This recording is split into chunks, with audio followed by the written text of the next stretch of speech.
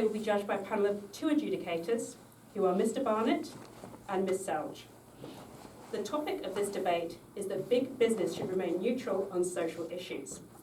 The affirmative team, seated to my right, is Endeavour College. The negative team, seated to my left, is Pembroke School. The speaking time for this debate is 6 minutes, with a double bell at the end of your speaking time. A warning bell will ring once at 5 minutes. A continuous bell will ring 30 seconds after the final bell. Please switch off your mobile phones and any other electronic devices. I declare this debate open. I call upon the first affirmative speaker, Hayley Chang.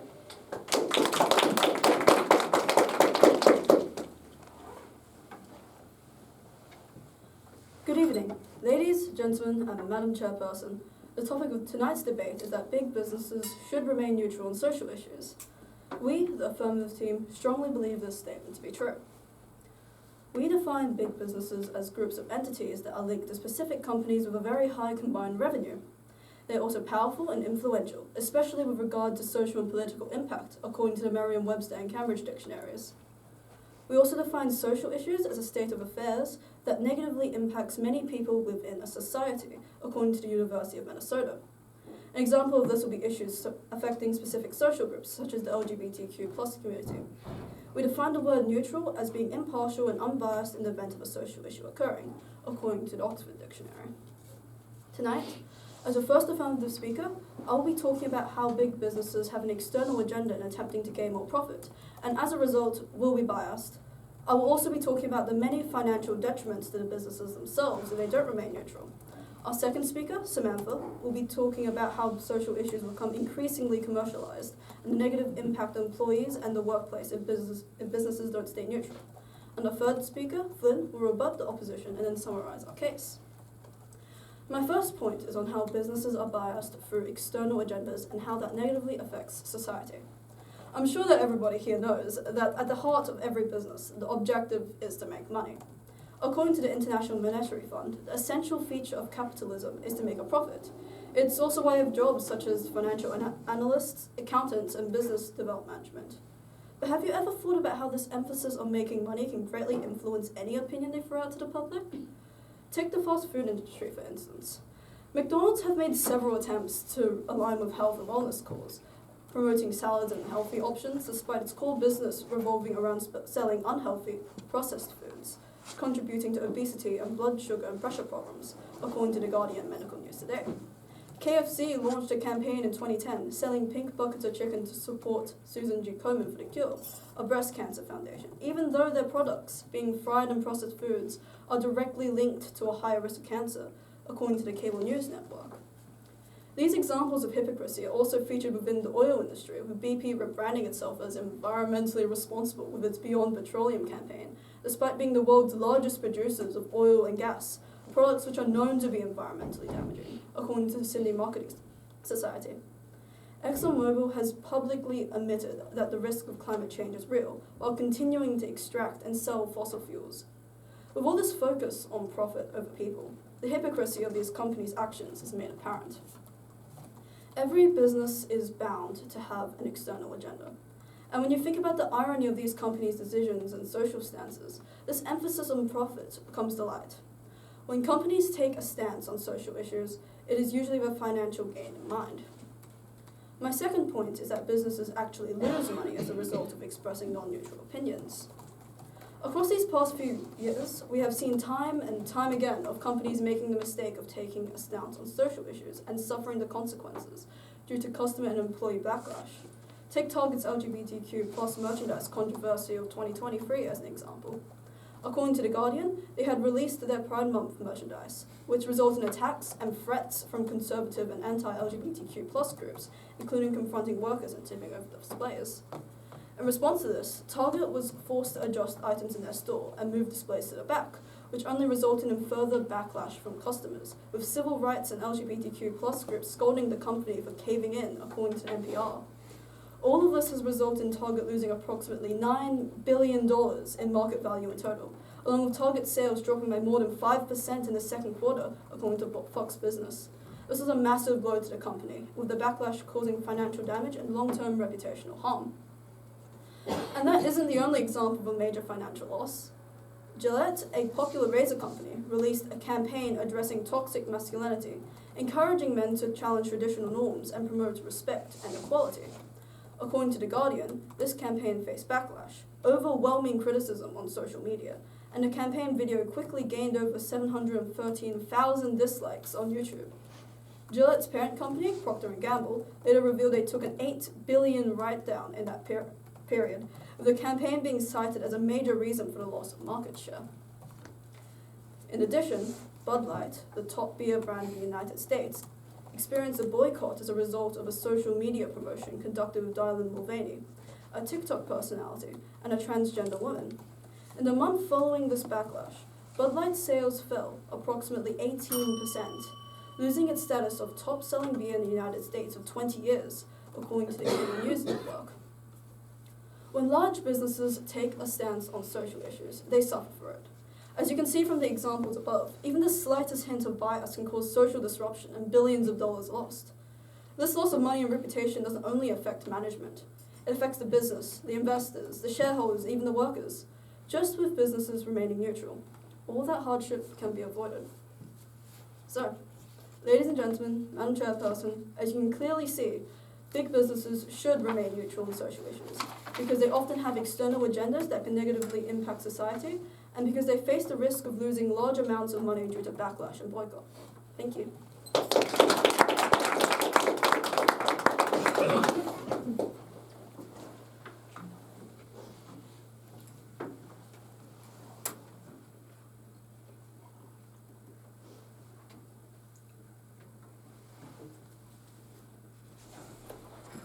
I call upon the first negative speaker, Shushran Away.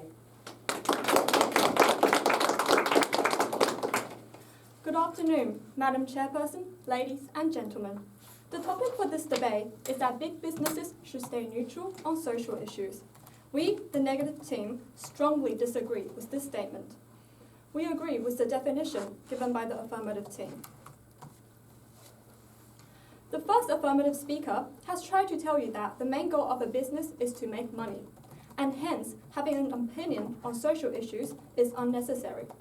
However, as I will show in my speech, this is not what the numbers show, with statistics indicating that consumers are more likely to support a company which advocates for a positive change.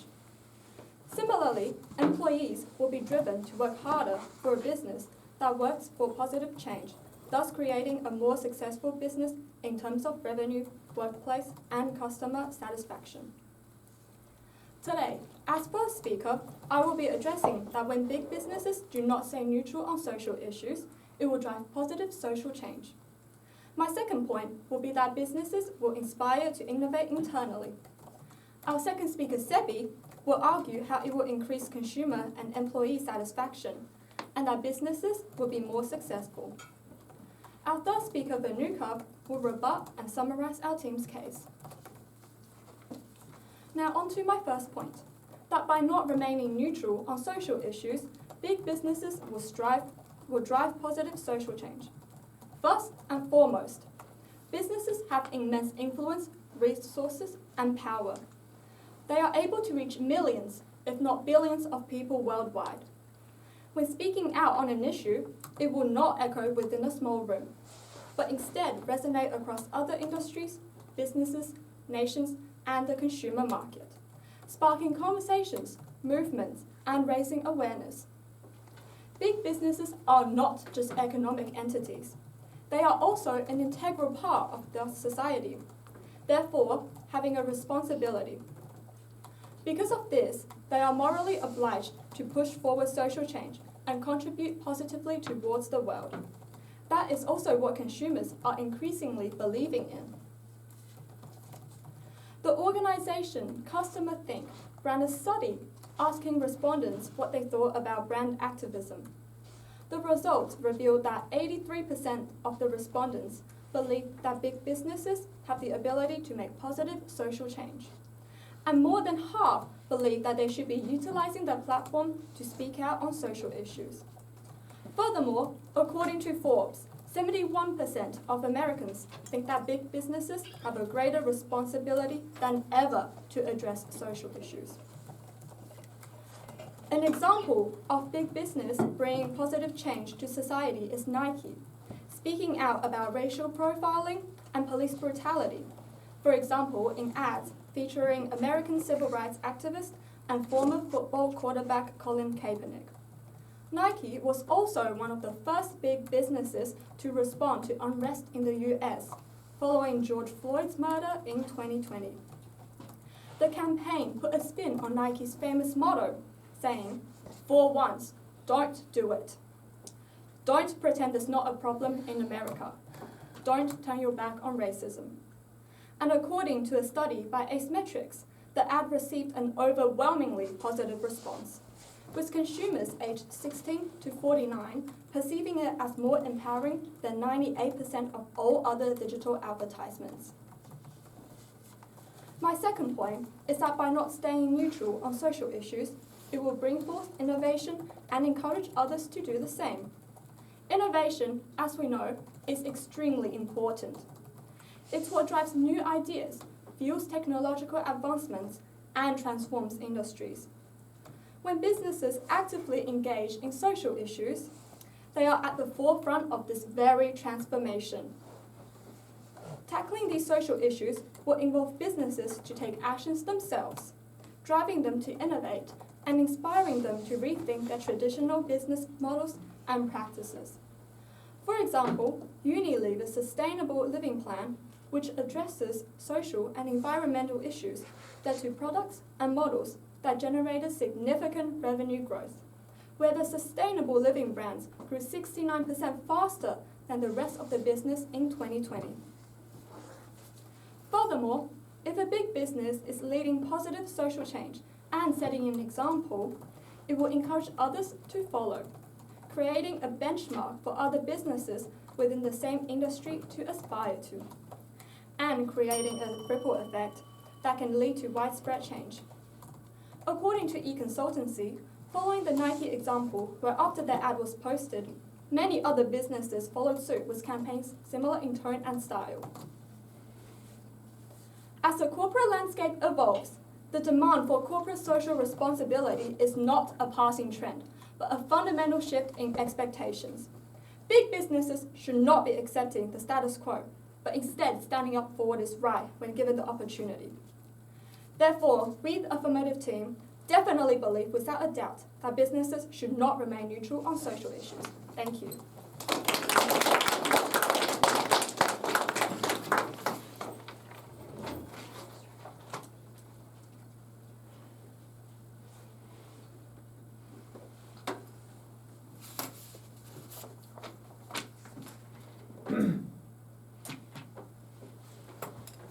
I call upon the second affirmative speaker, Samantha Perryman.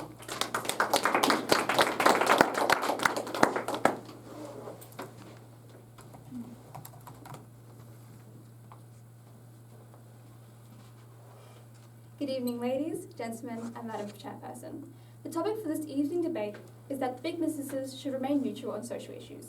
As the Affirmative team, we strongly agree with this statement. Our first speaker, Hayley, has explained how big businesses have an external agenda and so will be biased. Hayley also talked about the many financial detriments to the businesses themselves if they don't remain neutral. As your second speaker, I will be talking about how big businesses taking a stance on social issues creates commercialisation and impacts on the employees and workplaces. But first, I share about the negative team's arguments. The negative team has tried to tell you that big businesses have a lot of power and should use it for good. However, it has a high risk of the opposite effect and widening societal division. For example, in 2018, Nike launched an advertising campaign featuring Colin Kaepernick, a former NFL quarterback who is famous for protesting racial injustice and police brutality. Critics actually viewed Nike's stance as disrespectful, and it led to public protests, boycotts, and actually made the existing racial tensions worse. This shows that businesses aren't helping resolve social issues by taking a side, and a company breaking neutrality actually divides the public and makes the issue worse. My first point is that social issues will become increasingly commercialised. Commercialisation, we're no strangers to it. Picture shopping centres at Christmas or chocolate companies around Valentine's Day. It's well known that companies, particularly big businesses, grab onto anything they can to make a profit. Many businesses took the Black Lives Matter movements of 2020 as an opportunity to raise awareness and also raise revenue. Amazon was one of those companies, but some doubt the sincerity of this action. Courtney Brown, an Amazon worker, feels that Amazon's messages about Black Lives Matter are not genuine. As a black woman, I feel like it's empty words, she told an interviewer of CNN Politics. They don't help our struggles. Everyone wants to join in and profit from us. Another term that describes social issues being used by big businesses is pinkwashing. Pinkwashing is a term that originated after many brands began capitalising pink ribbons, selling them in the name of breast cancer awareness without actually making any contribution to the cause. Pinkwashing has since been adopted as a term for companies that use LGBTQ imagery to create a facade. Walmart, Amazon, and McDonald's, prominent big businesses, are currently facing allegations of pinkwashing, reports Cometric. As you can see, there is already much commercialisation in our history, which will continue to grow if big businesses take stances on social issues. The LGBTQ community is one of the biggest social issues of our age. Curiosity at Work, a surveying company, conducted a test with over 5,000 LGBTQ citizens on how Pride Month is used by large businesses. The results reveal that 64% believe companies' efforts are performative gestures rather than an actual commitment to diversity. 29% believe that pinkwashing is the worst mistake a company can make, and 34% don't think companies are even listening to them when planning for Pride. Again, businesses swoop in to help, but those who are being supported don't seem to be feeling the love. If iconic businesses all took social issues as a chance to commercialise, we would lose sight of the true reasons that they were issues in the first place, and leave the people facing those issues to fend for themselves. Woosh Raza, an executive director of inclusion at the National Council for Voluntary Organisations, criticises large companies by saying that LGBTQ inclusion should not be centred around brands or merchandise, but around people from the LGBTQ community. The struggle and celebration social groups have would be reduced to nothing more than a slogan on an overpriced t-shirt, and the rest of the world would remain ignorant to real problems. This is why big businesses should remain neutral on social issues. My second point is the negative impacts on employees and workplaces if big businesses don't stay neutral. Picture this. Your favourite shop of all time is Kmart and you go there often. But all of a sudden, it starts preaching a social ideology that you don't believe in. Would you be able to keep shopping there, knowing you'll be associated with something you disagree with, or stop shopping there entirely? Customers have the option to walk away, but what about the Kmart employees? Employees are faced with the option of working in a place that doesn't support their beliefs or take the risk of leaving their current job. A review from the Australian Bureau of Statistics in May this year showed that large businesses create 80,000 jobs a year. If employees quit, changed, or will refuse jobs on a mass scale like this, it would create a domino effect hard to reverse. Statista tells us that household name McDonald's accounted for around 150,000 employees in 2023. If even 10% of those employees left, that's 15,000 people who need to find new jobs, and 15,000 roles that need to be filled, and that's from a single business. An analysis posted on the Harvard Business Review states that experts have told large corporations that taking stances might confer an edge in hiring talent, or in fact do the opposite. But the desire to balance their interest on high-stakes societal questions is colliding with the reality of divided workforces, social dysfunction, and anger about corporate hypocrisy. One may argue that having only like-minded workers in a business would make it more efficient. However, Ethical Systems, a website committed to ethics in a workplace, tells us that social diversity should be protected like other forms of diversity in a workplace. This balanced and cultured workplace would be abolished or strained if businesses don't stay neutral. In conclusion, ladies, gentlemen, and Madam Chairperson, big businesses should remain neutral on social issues because if they don't, commercialisation of issues and negative stereotyping would surely ensue on a mass scale. Thank you.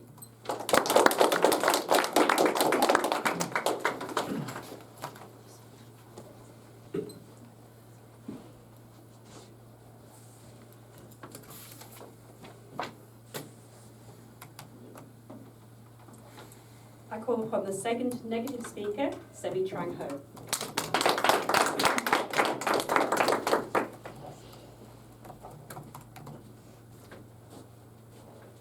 Good afternoon, Mr. Chairperson, ladies and gentlemen. The topic for our debate tonight is that big businesses should remain neutral on social issues. We, the negative team, firmly believe that this statement is false. The first affirmative speaker has tried to tell you that businesses that comment on social issues may be perceived as being hypocritical. However, ladies and gentlemen, this is not the case, as businesses can justify speaking up on social issues using their core values to avoid being perceived as hypocritical. For example, businesses such as Disney and Ben & Jerry's have been publicly announcing their core business values since the early days, which include working to create a culture that is welcoming to all and freedom of expression, respectively, facts that were used to justify both companies' supports of LGBTQIA+ rights. Hence, when such companies comment on social issues from the perspective of these publicly known core values, they cannot be perceived as being hypocritical. The first affirmative speaker has tried to say that businesses would lose profit due to consumer backlash. This is definitely false. Even though businesses could lose profit, by clearly identifying and aligning with their key audience's values, they can build a more passionate and dedicated customer base, which far outweighs the losses from those who disagree. Businesses that successfully integrate social advocacy into their core values will become leaders in their industries, enjoying both financial success and being a key passage towards positive social change. Our first speaker has already stated how advocating publicly as a business fosters positive social change. She has also told you about how it will bring forth innovation. Today, I will be talking to you about 2 points. My first point is about how advocating publicly as a business improves consumer and employee satisfaction. Advocating publicly as a business improves customer satisfaction as the consumers can resonate with businesses that have positive intentions. In a survey conducted by GroupSolver in 2022, 95% of respondents were more likely to support a business that aligned with their personal opinions about social issues. Within the wider consumer context, this contributes to the public's peace of mind when purchasing from a business, while also informing customers of crucial social matters. Moreover, if businesses advocate for social issues, they appear more transparent, which creates a deeper relationship between consumers and businesses. According to Science Direct, a highly credible scientific journal, transparency practices are inevitable for a socially responsible business, as they provide a moral model for customers to follow. This moral model is important as it sets a standard for not only consumers but also big businesses, encouraging all to adopt similar ethical and social behaviours. On the employee side, if businesses are open about their mission, achievements and challenges, it can boost important qualities such as employee morale, engagement and productivity. Employees are also more likely to feel connected to the business's goals and proud of their work, which can make them feel more satisfied overall. An article published by Frontiers in Psychology in 2016 found that there was a positive and significant relationship between CSR and work performance.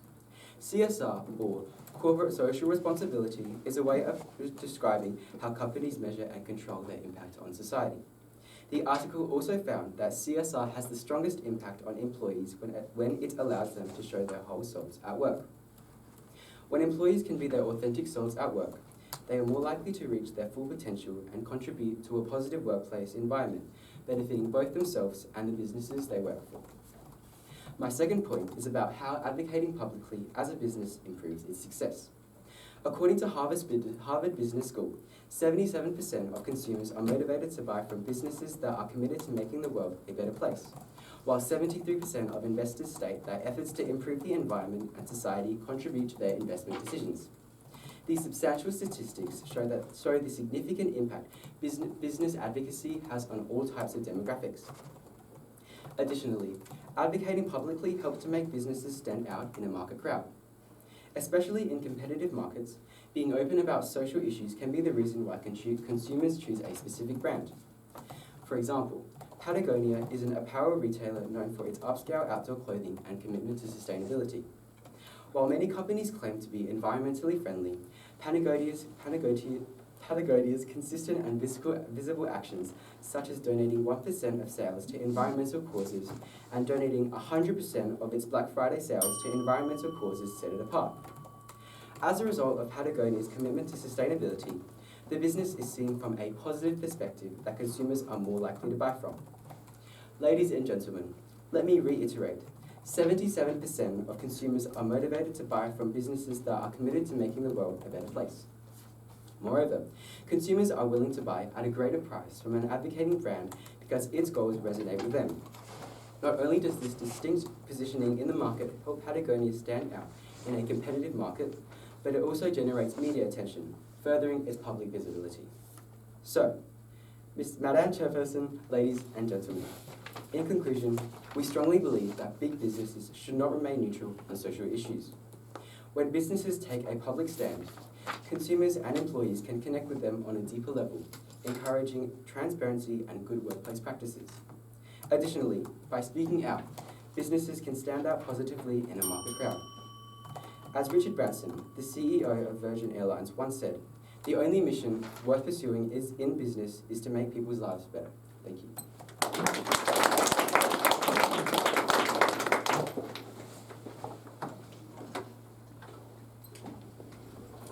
I call upon the third affirmative speaker, Lynn Hutchinson.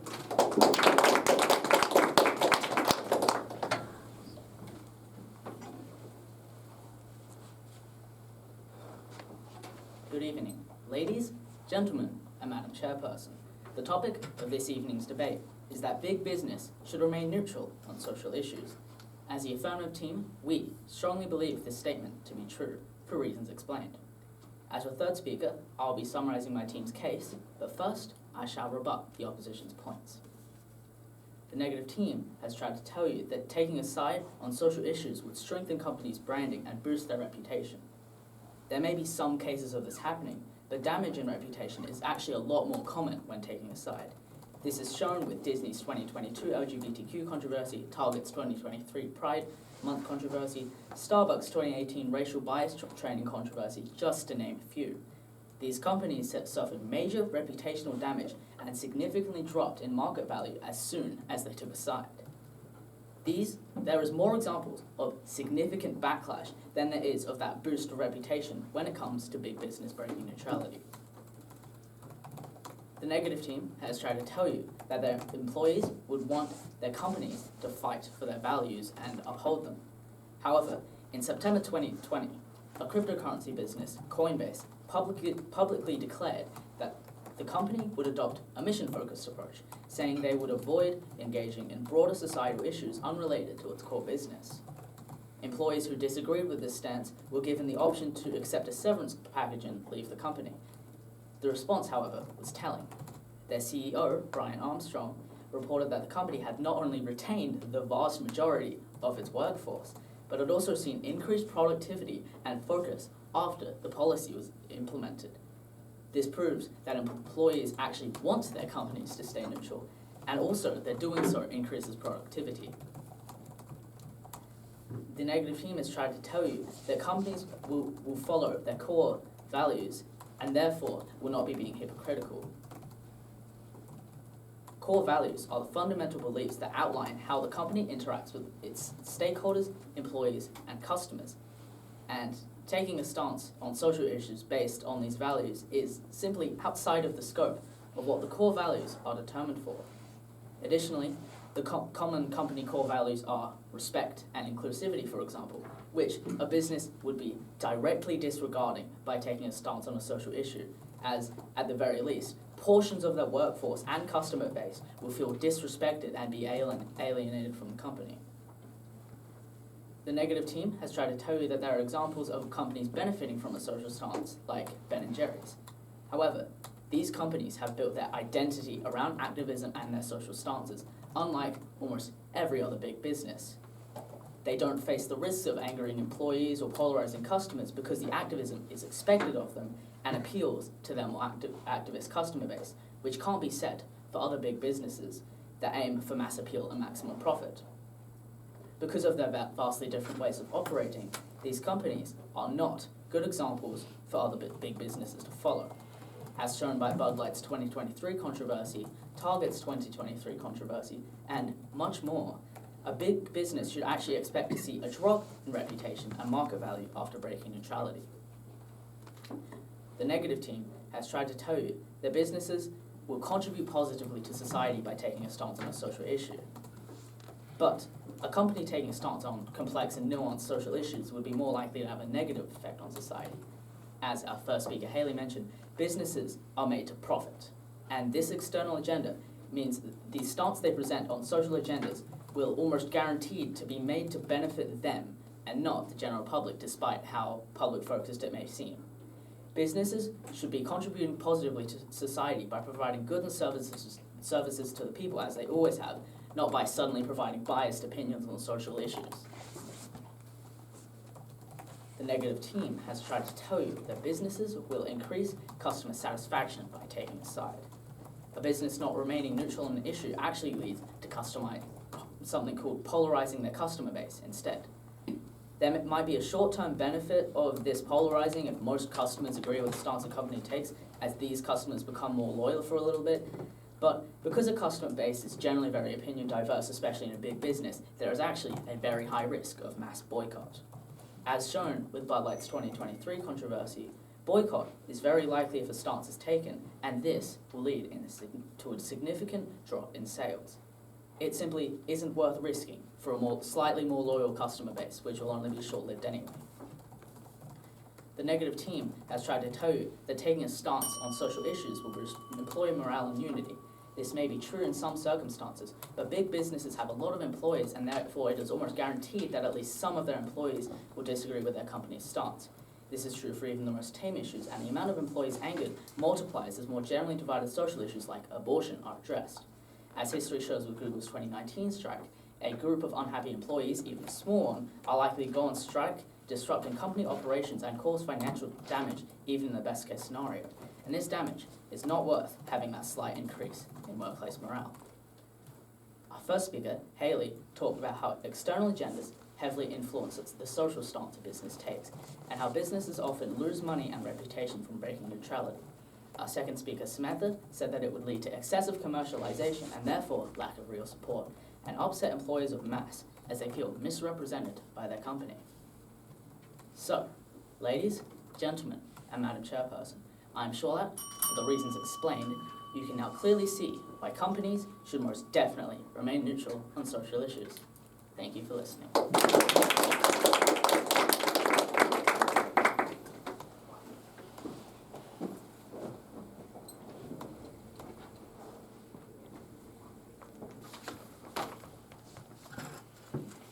I call upon the third negative speaker, Binuka Kaluwila.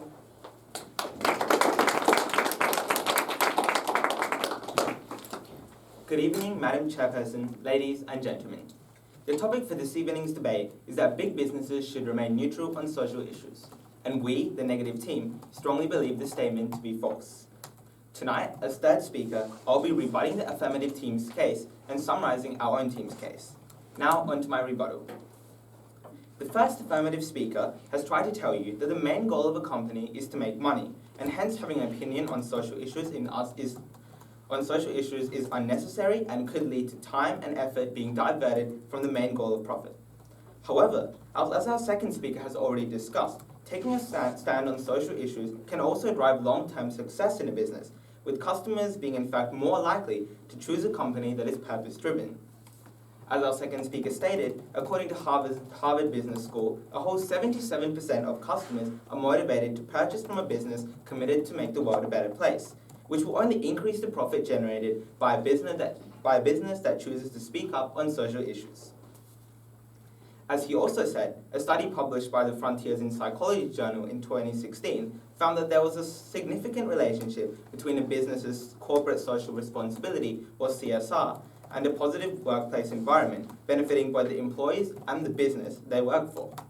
Hence, ladies and gentlemen, it is wrong to say that not remaining neutral about a social issue will decrease a business's profit, as the statistics on the matter actually indicate the exact opposite. The first and third affirmative speakers have also tried to tell you that by taking a stance on social issues, businesses can cause controversy and can alienate customers. However, ladies and gentlemen, this can be avoided by big businesses making sure to express their views responsibly and carefully in a way that simply shows their opinions rather than inciting aggression against the other side. In fact, as our first and second speakers have said, it is possible to take a stance on social issues without inciting or alienating customers. For example, Nike's campaign against racism in 2018 and 2020 saw their sales drop by 3% initially before bouncing back by over 31% in the 4 days following the campaign's launch.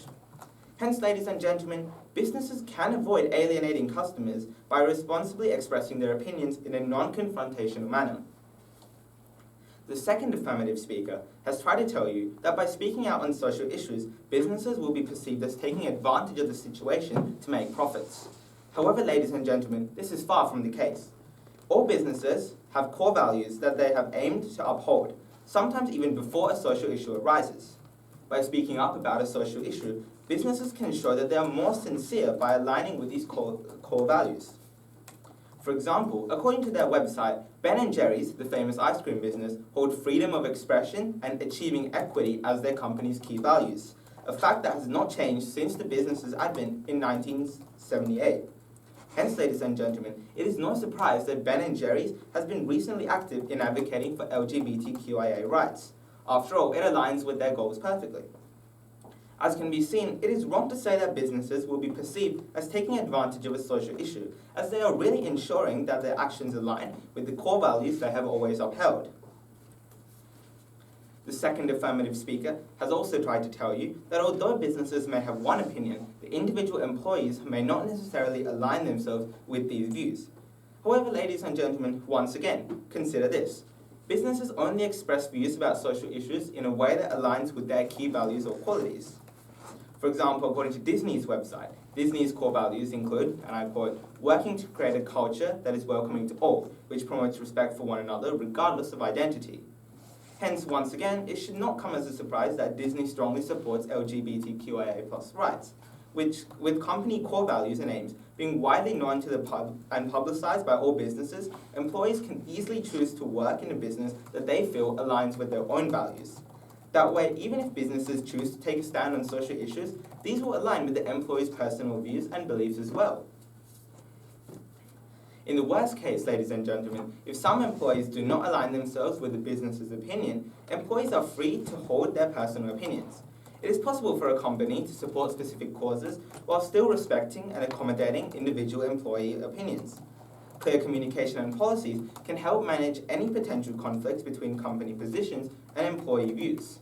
Hence, ladies and gentlemen, differing opinions between businesses and individual employees is no reason for companies to not remain neutral in the face of social issues.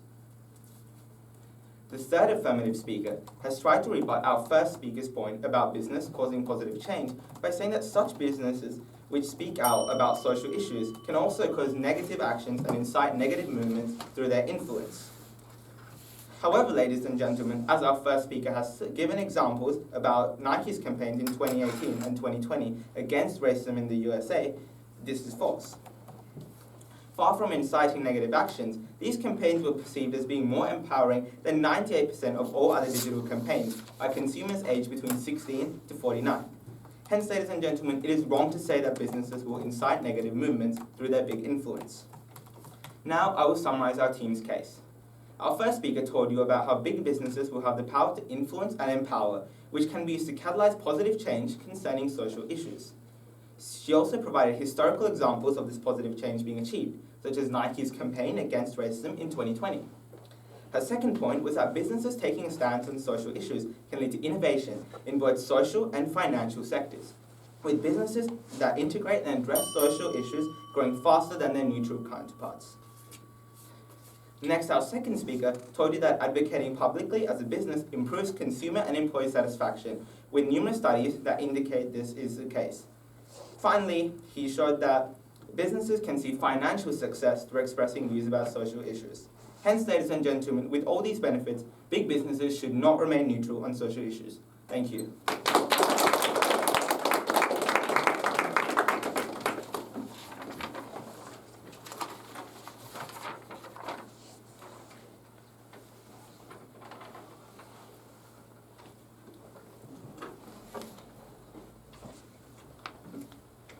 While the adjudicator finalises the result, I will read this evening's chairman's notices.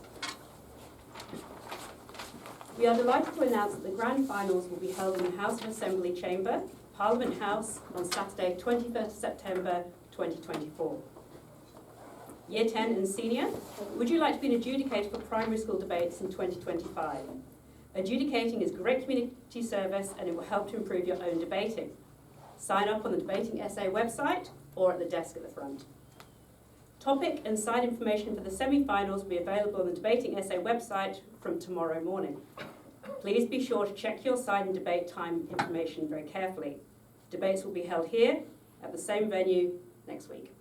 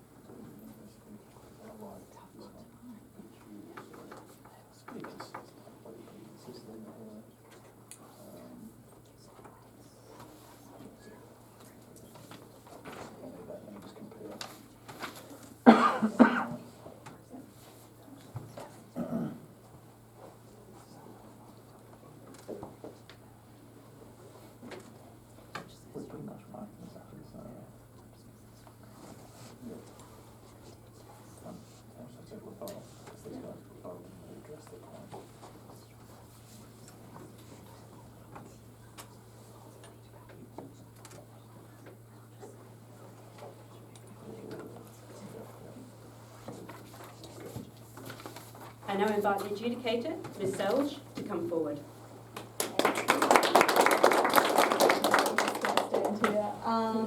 So we're not going to give individual feedbacks for this debate, but if you guys do want to come talk to us afterwards, we're very happy to talk to you guys individually if you want to come up to us. But just for time's sake and because it is a quarterfinal. So tonight the team that won was the team that we felt had stronger arguments and stronger rebuttal overall. And tonight that was our Affirmative team, so congratulations.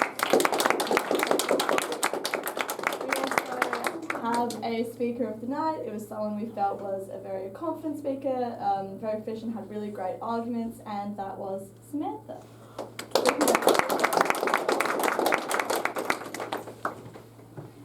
I call upon a member of the runner-up team to give a vote of thanks. We'd like to first of all thank the opposition. You're a very strong team.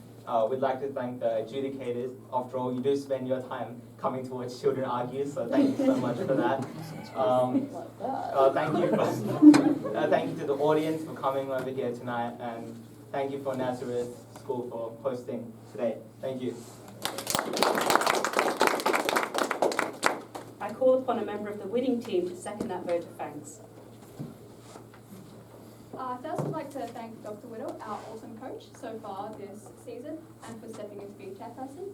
I'd like to thank my team, who is awesome, just so you know. I'd like to thank the audience for coming out, watching, supporting, giving those faces that we don't know whether we said something really wrong or not. I'd like to thank the opposition. You guys were a really strong team. We were trying to get rebuttals. It was a great debate. I really liked it. I'd like to thank the adjudicators for coming out here, again, watching kids argue. And even if one less adjudicator, you still did it for us. Thank you so much.